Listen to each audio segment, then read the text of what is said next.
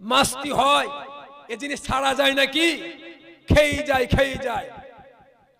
একজন সাহাবী আব্দুর রহমান, হযরত আব্দুর রহমান বিন আউফ, তিনি অনেক সাহাবীকে তিনার বাড়িতে দাওয়াত করলেন।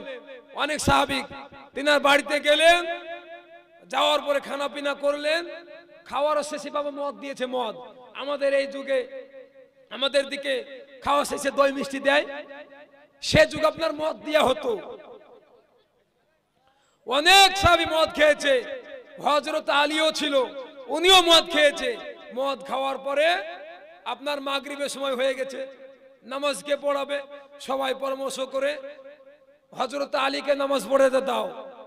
উনি নামাজ পড়াচ্ছেন, আলহামদুলিল্লাহি রাব্বিল আলামিন, কোন রকম ঠিক করে সূরা ফাতিহা ঠিক পড়েছে, তারপরে সূরা মিলাবে। উনি বলছে কুল ইয়া আইয়ুহাল কাফিরুন আ'বুদু মা তা'বুদুন, আসলে আছে লা আ'বুদু মা তা'বুদুন। উনি নিসাতে বলে ফেলেছে আ'বুদু মা তা'বুদুন। এর মানে কি?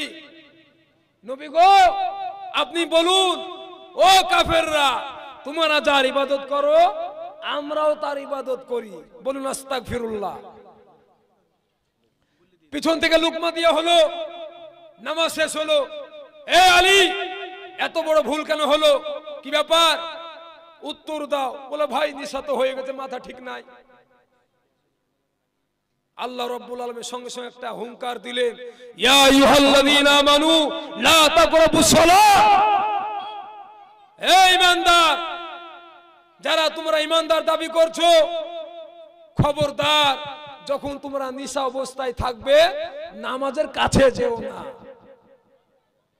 অনেক সাহাবী বললেন নিশা যখন থাকবো তখন নামাজ পড়তে আল্লাহ নিষেধ করেছে, সুতরাং এসা পর খাবো, ফজর আস্তে আস্তে নিশা কেটে যাবে। ফজর পর খাবো, জোহর আস্তে আস্তে নিশা কেটে যাবে, তাও ছাড়ে না।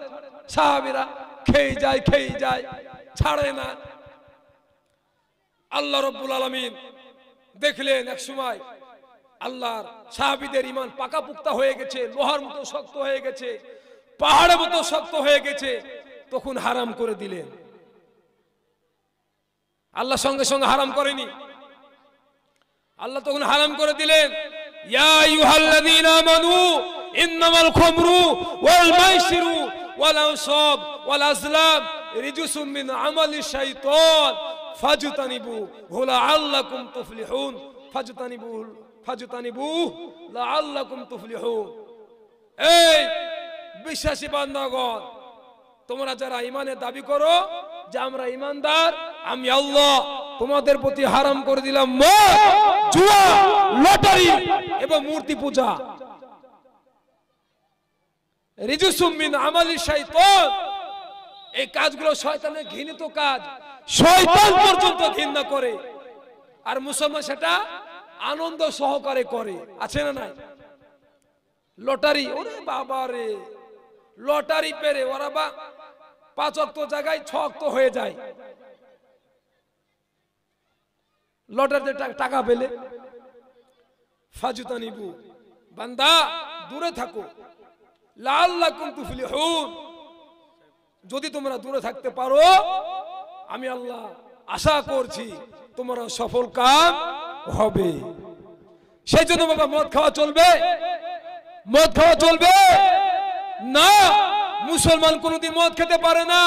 সেই জন্য আমি আপনাদেরকে বলবো, কোরআন যখন মানবেন মদ খেতে পারবেন না, কোরআন যখন মানবেন সুদ খেতে পারবেন না, কোরআন যখন মানবেন যৌতুক খেতে পারবেন না, কোরআন যখন মানবেন আপনি মিথ্যা কথা বলতে পারবেন না, কোরআন যখন মানবেন নামাজ ত্যাগ করতে পারবেন না, কোরআন যখন মানবেন আপনি খাদ্যে ভেজাল দিতে পারবেন না, কোরআন যখন মানবেন ওজন কম দিতে পারবেন না। সেই জন্য বাবা ইনশাআল্লাহ আমরা যতদিন পৃথিবীর বুকে কোরআনের প্রতি যতদিন বাঁচবো কোরআনের প্রতি আমল করব ইনশাআল্লাহ, বলুন। আচ্ছা, হাদিস কোরআন শোনার পরে কারা কারা আমল করবেন হাত তুলেন। আপনারা হাদিস কোরআন শোনার পরে আমল করবেন না? আমি তো সেটাই বললাম যে আমল করবেন না, কে কে হাত তুলেন। সেই জন্য আমরা আল্লাহ রাব্বুল আলামিন আমাদেরকে পৃথিবীর বুকে যতদিন বাঁচিয়ে রাখবে আমরা কোরআন এবং সুন্নাহর প্রতি আমল করব ইনশাআল্লাহ। বলুন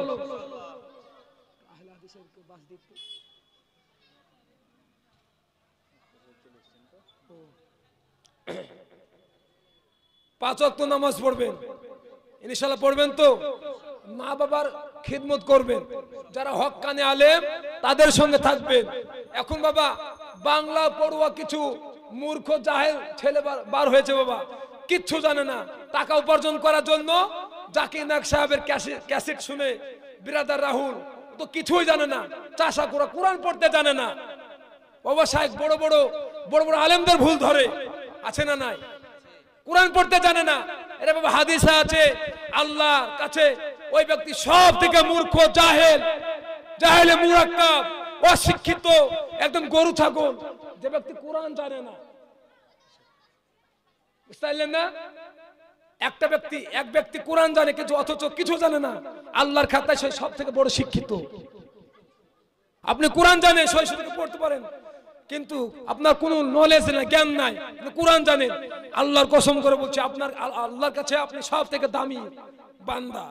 সেই জন্য আমরা কোরআন এবং সুন্নাহর প্রতি আমল করব এবং হক্কানি আলেমদের সঙ্গে থাকবো ইনশাআল্লাহ। বলুন হক্কানি আলেমদের সঙ্গে থাকবো ইনশাআল্লাহ। আল্লাহ রাব্বুল আলামিন আমাদেরকে কোরআন এবং সুন্নাহর প্রতি আমল করার তৌফিক দান করুন, আমিন। আসসালামু আলাইকুম। দোয়া করবেন। আমি খুব অসুস্থ, আমার বুকে ঠান্ডা হয়ে মানে কফ জমে গেছে, কথা বলতে গেলে কষ্ট হচ্ছে, বিশাল বিশাল কষ্ট। দোয়া করবেন আল্লাহ সুবহানাহু ওয়া তাআলা যেন দ্রুত সুস্থ করে দেয়। মাশাআল্লাহ, আপনাদের সামনে খুব সুন্দর বক্তব্য রাখলেন হাফেজ কারি মাওলানা হাসানুজ্জামান সাহেব। আল্লাহ তাআলা আমাদেরকে যেসব কথা বলেছেন সেসব কথার উপর আমল করার তৌফিক দান করুন। সকলে বলুন আল্লাহুম্মা আমিন। সকলের আমাদের ধনাইপুর জামানপুর গ্রামবাসীর উদ্দেশ্যে একটি কথা। এই মাহফিলে দোয়ার মজলিসে আপনারা দোকানে যিনারা বসে আছেন, মেহেরবানি করে আপনাদেরকে বলছি, যিনারা আওয়াজ শুনতে পাচ্ছেন তিনাদেরকে বলছি আপনারা দোয়ার মাহফিলে চলে আসুন। আমাদের বক্তা, সমস্ত বক্তা কিন্তু চলে এসেছে এবং মা বোনেদের জায়গা করা হয়েছে, যিনারা আছেন তিনারাও এসে পাশে বসে যান। মাওলানা আজিজুল হক সাহেব আমাদের প্রধান বক্তা আছেন, তিনি আছেন এবং আমাদের পাশে যে বসে আছেন এখন মাশাআল্লাহ পশ্চিমবঙ্গে ওনার মাহফিল চলছে, জালসা চলছে, আলহামদুলিল্লাহ। তো সকলের কাছে আবেদন করছি আপনারা সকলে চলে আসুন। একটু আপনাদের সামনে বক্তব্য রাখবেন মাওলানা মুফতি আসবাকুল সাহেব, বালিগ্রাম মাদ্রাসার শিক্ষক এবং রানীতলা বাজার জুম্মা মসজিদের ইমাম। আপনারা তিনার বক্তব্য শুনুন। তিনাকে ব্যাচ পড়িয়ে দিবেন হাফেজ সারোয়াল সাহেব।